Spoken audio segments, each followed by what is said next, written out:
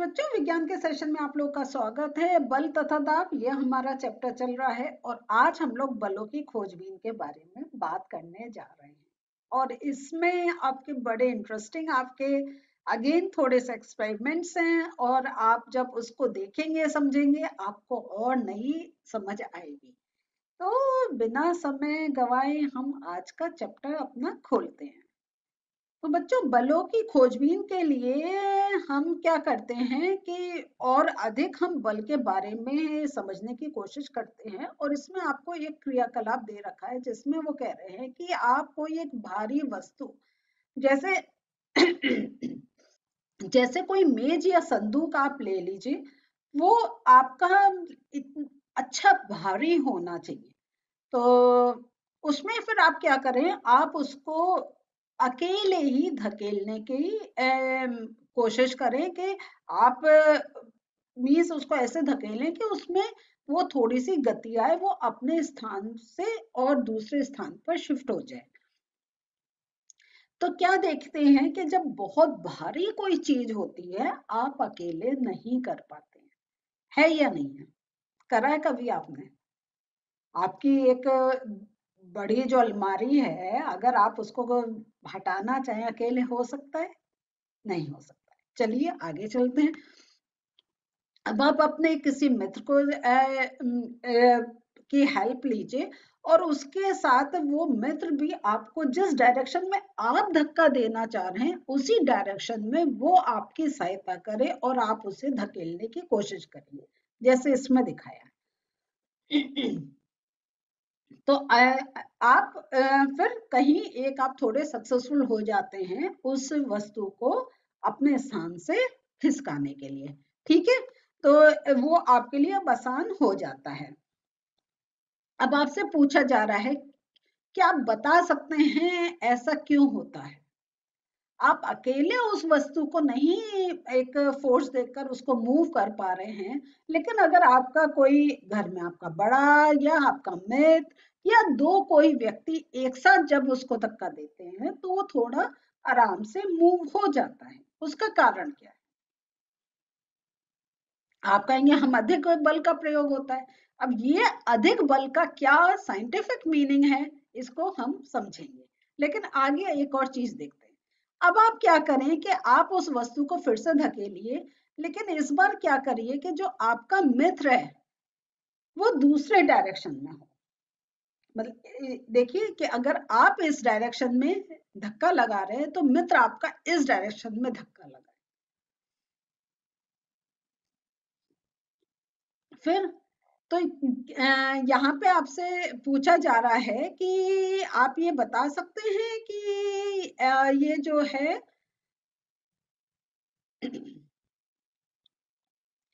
तो यहाँ आपसे ये पूछा जा रहा है कि ये आप बता सकते हैं कि ये जो है इस स्थिति जब आपका ये आप लोग अपोजिट डायरेक्शन में जब धक्का लगा रहे हैं तो ये आपका जो भी बॉक्स है वो मूव करेगा?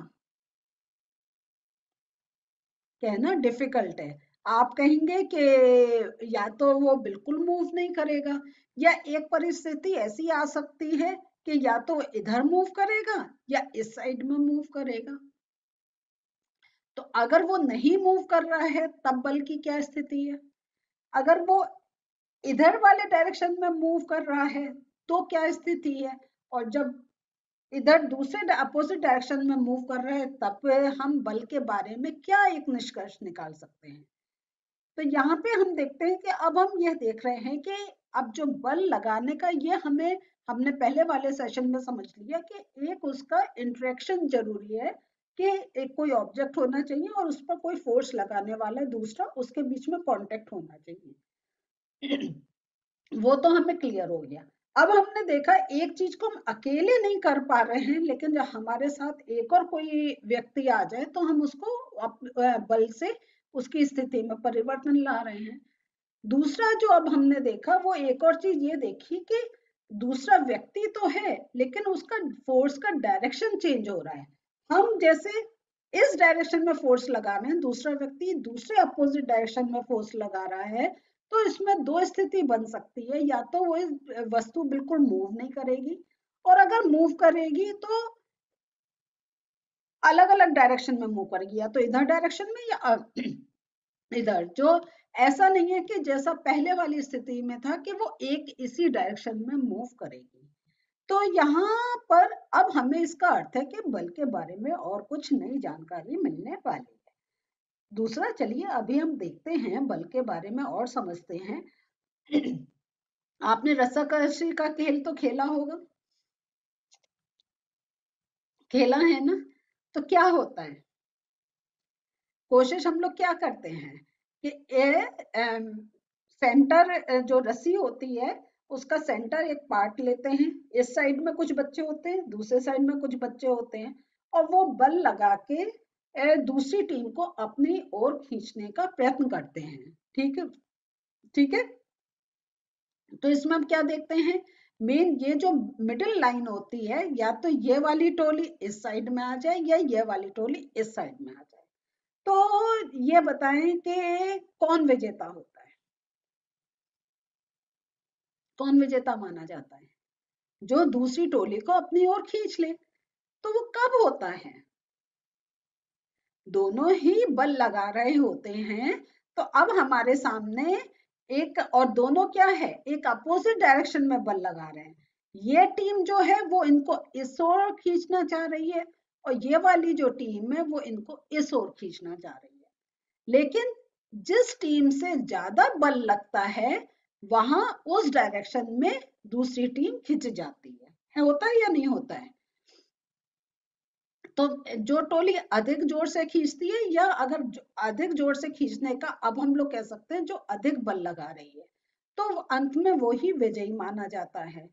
तो ये जो हमने उदाहरण देखे, चाहे बक्से को खिसकाने का या अभी हमने रस्साकशी का देखा, तो इससे हमें जो समझ में आता है वो ये है कि किसी वस्तु पर एक ही दिशा में लगाए गए बल जुड़ जाते हैं।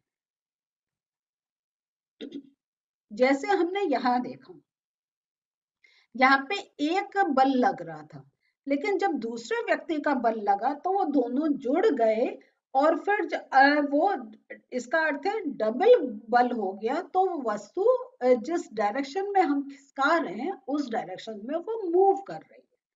ठीक है। तो यहाँ देखते हैं कि यहाँ मीन्स है कि जब हमने एक और व्यक्ति को उसी डायरेक्शन के लिए, हेल्प के लिए बुलाया, तो हमारा हमने दो बल लगे और दोनों बल जुड़ गए, तो मीन्स वो डबल बल उस पर लगा। लेकिन ये किसी वस्तु पर दो बल अगर विपरीत दिशा में लग रहे हैं, कार्य कर रहे हैं, तो इस पर जो लगने वाला जो नेट बल होता है वो दोनों बलों के अंतर के बराबर होता है। तो मीन्स अगर एक इस डायरेक्शन में बल लग रहा है और दूसरी डायरेक्शन में अगर सेम ही बल लग रहा है, तो वो क्या होता है, वो एक दूसरे को कैंसिल कर देता है, और वस्तु जो होती है वो बिल्कुल मूव नहीं कर पाती है। लेकिन दूसरी जो हम देख रहे हैं कि वो उनके अंतर के बराबर होता है। तो अगर इधर का बल थोड़ा कम है, इधर का ज्यादा है, तो दोनों का नेट बल मीन्स माइनस करके जो एक जो गैप बचता है, जहां वो अधिक माना जाता है, तो जो एक वस्तु है वो उस डायरेक्शन में मूव करती है। जैसे रस्साकसी का देख लें, तो हमारे चार बच्चे इधर भी हैं, चार बच्चे इधर भी हैं, लेकिन उनमें कितना एक खींचने की ताकत है, उनका फोर्स अगर अधिक लग रहा है तो वो दूसरी टीम को अपनी ओर खींच लेते हैं। तो ये यही यहाँ पे लिखा है कि आप रस्साकशी के खेल में देखिए कि जब दोनों टोलियां रस्से पर बराबर बल लगाती है, लगाकर खींचती हैं, तो रस्सा किसी भी दिशा में नहीं जाता है। लेकिन अगर एक बल अधिक हो जाए तो वो दूसरी टीम फिर को अपनी ओर खींच लेती है और वो विजयी मानी जाती है। तो इस प्रकार हमने ये देखा कि एक बल दूसरे से बड़ा या छोटा हो सकता है या नहीं है? तभी तो कोई विजेता बनता है रस्साकसी के खेल में। और बल की जो प्रबलता है प्राय इसके परिमाण से मापी जाती है कि उसका परिमाण कितना आ रहा है। और बल के बारे में बताते समय हमें उस दिशा का भी उल्लेख करना होता है, करने की आवश्यकता होती है जिस दिशा में बल लग रहा। तभी हम देख रहे हैं कि यहाँ पे अगर हम पहले एग्जाम्पल का देखें तो बल इसी दिशा में लग रहा है, ठीक है, राइट टू लेफ्ट। लेकिन यहाँ पे हम देख रहे हैं एक बल इस दिशा में लग रहा है, दूसरा बल इस दिशा में लग रहा है, और वो एक दूसरे को कैंसिल कर रहे हैं। तो यहाँ हमें जो है कि ये कुछ चीजें हैं, जब हम बल की बात करते हैं तो हमें उसकी दिशा, उसके परिमाण के बारे में हमें मालूम होना चाहिए, तब हम एक निष्कर्ष निकाल सकते हैं कि वो वस्तु किस दिशा में मूव करेगी। और हमें एक ये और चीज याद रखने की है कि यदि लगाए गए बल की दिशा या परिमाण में परिवर्तन हो जाए तो इसका प्रभाव भी बदल जाता है। ये भी एक इम्पोर्टेंट पॉइंट है, इसको भी याद रखिए कि अगर उसकी दिशा में चेंज हो गया तो हम उसके प्रभाव में भी हमें परिवर्तन देखने को मिलेगा। तो यहाँ पे जैसे आपको कहा जा रहा है कि यदि किसी वस्तु पर विपरीत दिशाओं में लगने वाला बल बराबर है तो उस पर लगने वाला नेट बल 0 होगा। और ये प्रश्न पूछा जा रहा है और इसका आंसर हम कहेंगे कि यदि किसी वस्तु पर विपरीत दिशाओं में लगने वाला बल बराबर है अगर है तो वो 0 हो जाता है। इसका कैलकुलेशन कैसे करते हैं ये हम आने वाले समय में सीखेंगे। तो यहाँ पे देख रहे हैं आप, जो एक और इम्पोर्टेंट बात आ रही है कि सामान्य रूप में किसी वस्तु पर एक से अधिक बल लगे हो सकते हैं, तथापि वस्तु पर इनका प्रभाव नेट बल के कारण ही होता है। तो मीन्स नेट बल के अगर सेम डायरेक्शन में लग रहा है तो हम उसको ऐड कर देते हैं, और जब अपोजिट डायरेक्शन में लगता है तो हम उसको माइनस कर देते हैं। तो इस प्रकार हम नेट बल कैलकुलेट करते हैं। आज जो पढ़ा है मैंने आपको यहाँ पे ऊपर ये इंपॉर्टेंट पॉइंट्स मार्क भी करवाए हैं, बुक में भी मार्क कर लीजिए, और ये सब एक साथ में आपको नोट्स रूप में भी दिखाती हूँ। तो बल का बच्चों जो आज का ये सारे इंपॉर्टेंट पॉइंट्स हैं, आप अपनी नोटबुक में नोट कर लीजिए। किसी वस्तु पर एक ही दिशा में लगाए गए बल जुड़ जाते हैं। यदि किसी वस्तु पर दो बल विपरीत दिशा में कार्य करते हैं तो इस पर लगने वाला कुल नेट बल दोनों बलों के अंतर के बराबर होता है। एक बल दूसरे से बड़ा या छोटा भी हो सकता है। बल की प्रबलता प्राय बल के परिमाण से मापी जाती है। यदि लगाए गए बल की दिशा या परिमाण में परिवर्तन हो तो बल का प्रभाव भी परिवर्तित होता है। तो ये जो अलग अलग आपके पॉइंट्स थे ये सारे मैंने आपको एक नोट्स रूप में दिखाए हैं, ये कॉपी में नोट कर लीजिए और ये सब याद भी रखिएगा क्योंकि इन्हीं पर ही प्रश्न बनते हैं। तो याद रखिए कि ये अब हम बल में आगे आगे चल रहे हैं और इम्पोर्टेंट चीजें अब हमारे सामने आ रही हैं। तो याद रखें कि बल की जब हम बात करते हैं तो दिशा के बारे में भी ज्ञान होना हमारे लिए अति आवश्यक होता है। क्लियर?